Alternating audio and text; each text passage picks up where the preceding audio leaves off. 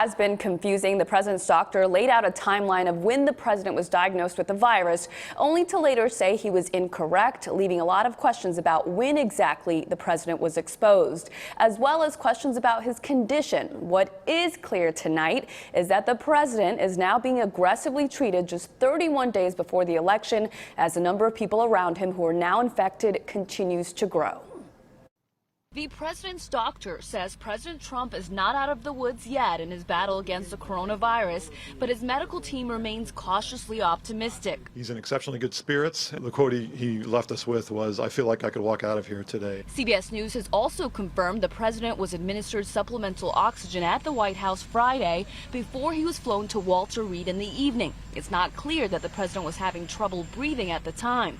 We spoke to a local medical expert to gain insight. Typically, you would use oxygen on someone whose oxygen level in their blood started to drop. However, it is not uncommon if someone is feeling short of breath, even if their oxygen levels are fine, to use the oxygen. Sometimes there's some anxiety, and putting that oxygen on can help. USC's Dr. Michael Hochman agrees with the president's physician that it's important to closely monitor President Trump at this stage. COVID is a tricky condition. It's one where sometimes people will feel okay for the first several days, and then several days into the illness is when the oxygen levels are at risk for falling, and you can decompensate from a respiratory standpoint. So that's a pretty typical pattern that we see. Dr. Hochman also says the president's age, weight, and gender also make him more at risk, and that studies haven't shown the benefits of remdesivir and Regeneron experimental antibody the president was given. We're going to beat this coronavirus, or whatever you want to call it, and we're going to beat it soundly. In a video statement released Saturday, the president said he was feeling better and thanked people for the support. We spoke to a political expert about the difference this may make on the presidential election. Trump supporters are going to support him no matter what. He famously said he could shoot somebody on Fifth Avenue and not lose support. And that's not far from the truth. His supporters are very zealous, very loyal. The trouble is they don't constitute a majority.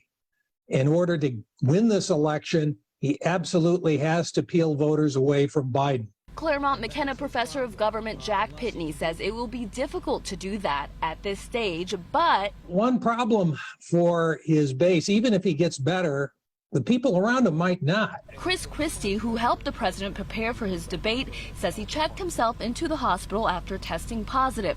Experts now worry last Saturday's Rose Garden announcement of the president's Supreme Court pick was a super spreader event. The president and at least 6 other people who attended have now been infected, including Christie and Kellyanne Conway, former counselor to the president, in addition to the First Lady, the president of Notre Dame, and 2 senators.